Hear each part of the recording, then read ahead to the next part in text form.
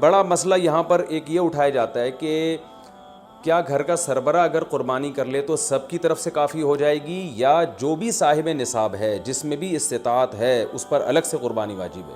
اس میں فقہا کا اختلاف ہے۔ بعض علماء کی رائے یہ ہے کہ ایک آدمی اگر گھر کی طرف سے قربانی کر لے تو سارے اہل خانہ کی طرف سے کافی ہو جاتی ہے، اور اس کے بارے میں بعض تابعین سے آثار منقول ہیں، مصنف ابن ابی شیبہ کی روایات ہیں۔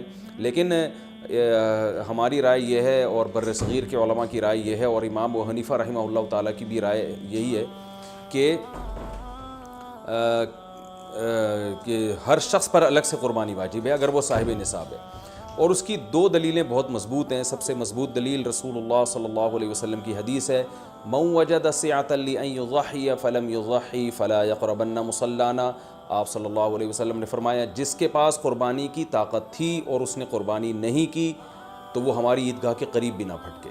تو اس سے پتہ چلتا ہے کہ جس کے پاس بھی اس طاقت ہے، تو اس میں یہ نہیں ہے کہ گھر کا سربراہ سب کی طرف سے کرے گا، تو یہ جو ہے ایسا نہیں ہے، بلکہ صاف الفاظ ہیں حدیث کے کہ جس کے پاس بھی استطاعت ہے تو وہ اس پر قربانی اس کو کرنی پڑے گی۔ اور دوسری دلیل یہ ہے کہ عبادات میں کہیں بھی ایسا نہیں ہوتا کہ ایک کی عبادت دوسرے کی طرف سے کافی ہو جائے، تو اس پر قیاس کا تقاضا بھی یہی ہے کہ جب اسلام میں کوئی بھی ایک عبادت دوسرے کی طرف سے کافی نہیں ہوتی تو یہ کیسے ممکن ہے کہ قربانی جو مستقل ایک سنت ابراہیمی ہے وہ ایک کرے اور دوسری کی طرف سے بھی وہ خود بخود ادا ہو جائے؟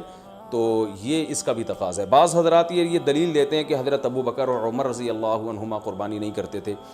یہ دوسرے مسئلے کی دلیل ہے۔ تو پہلا تو یہ ہو گیا کہ قربانی ہر صاحب استطاعت پر لازم ہے۔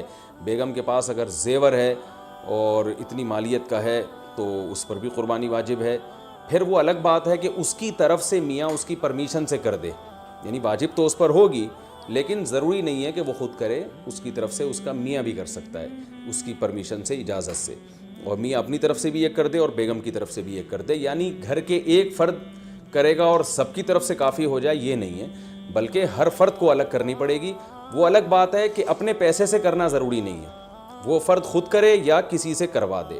پھر جب کسی سے قربانی کروائے گا تو اس کو پیسے دے، یا جو قربانی اس کی طرف سے کر رہا ہے وہ خود اپنے پیسے استعمال کر لے تو بھی ٹھیک۔